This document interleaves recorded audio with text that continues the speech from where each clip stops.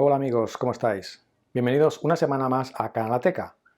Los que hace tiempo que me seguís seguramente recordaréis un vídeo de los primeros que publiqué en el cual analizaba el consumo de combustible del SEAT Ateca cuando llevaba algo más de 1000 kilómetros para comprobar si este consumo se parecía al oficial de SEAT o no.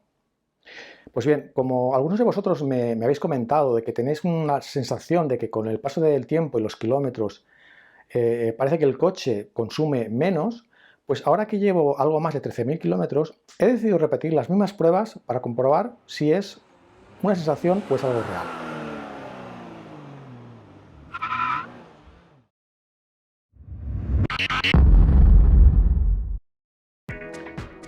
Bien, empezaré diciendo que las pruebas que voy a hacer son las mismas que hice en el vídeo anterior. Están basadas en la homologación de consumos WLTC. Y como ya comenté en su momento, mis recursos son limitados y no puedo hacer unas pruebas exhaustivas. Y tan solo voy a limitarme en controlar la duración de la prueba, la distancia recorrida y la velocidad media comparadas. También os recuerdo las condiciones de la prueba. La primera es que se han respetado los límites de velocidad. La segunda es que en todo momento el start stop ha estado activado, que el perfil de conducción es el perfil modo eco y por último que las pruebas se han hecho con el motor en caliente.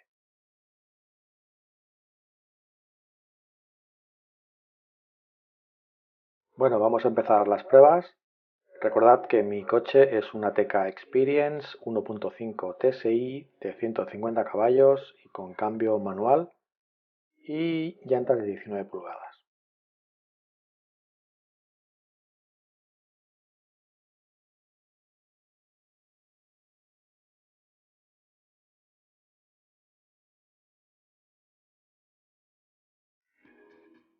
En la prueba de ciclo bajo teníamos que conducir unos 10 minutos durante 3 kilómetros con una velocidad media de 19 km por hora.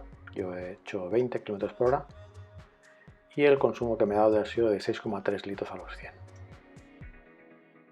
En la prueba de ciclo medio tenía que recorrer 4,7 kilómetros durante 7 minutos a 39 km por hora y el resultado ha sido de 5,2 litros a los 100. En la prueba de ciclo alto tenía que recorrer 7,1 kilómetros durante 7,5 minutos a una velocidad media de 56 km por hora y el resultado ha sido de 4,7 litros a los 100. Y finalmente la prueba de ciclo super alto tenía que recorrer 8,2 kilómetros en 5,4 minutos a una velocidad media de 91,7 km por hora y el resultado ha sido de un consumo de 6,2 litros a los 100. Y después de finalizar las pruebas he llenado el depósito y la autonomía que me dice es de 650 kilómetros, que es bastante más de lo que me daba al principio, donde recuerdo que apenas llegaba a los 600 kilómetros de autonomía. Vamos a comparar ahora los resultados con los del vídeo anterior. El consumo oficial en ciclo bajo era de 7,9 y conseguimos los 7,5. En el ciclo medio eran de 6,2 y conseguimos 5,6. En el ciclo alto eran 5,7 y conseguí 5,1. Y en el ciclo super alto eran de 6,9 y yo conseguí igualarlo a 6,9 también. Y el ciclo combinado, que era de 6,5, yo conseguí hacer 6,2.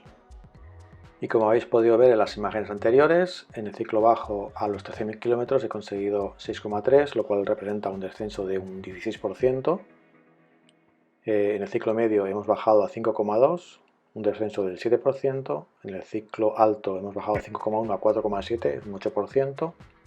Y en el ciclo super alto hemos bajado de 6,9 a 6,2, lo cual es un 10% de descenso. En total, combinado, bajamos de 6,2 a 5,6, que de promedio representa ese 10%. ¿Y qué conclusiones podemos sacar de estos números?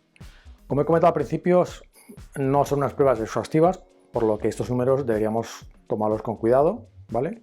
Pero realmente lo importante es la tendencia, es decir, el cambio, el descenso de consumo desde los 1000 kilómetros a los 13.000 parece más que evidente.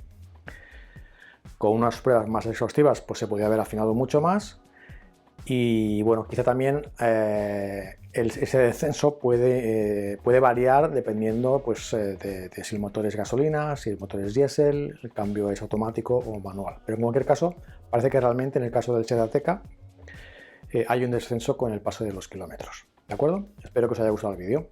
Adiós.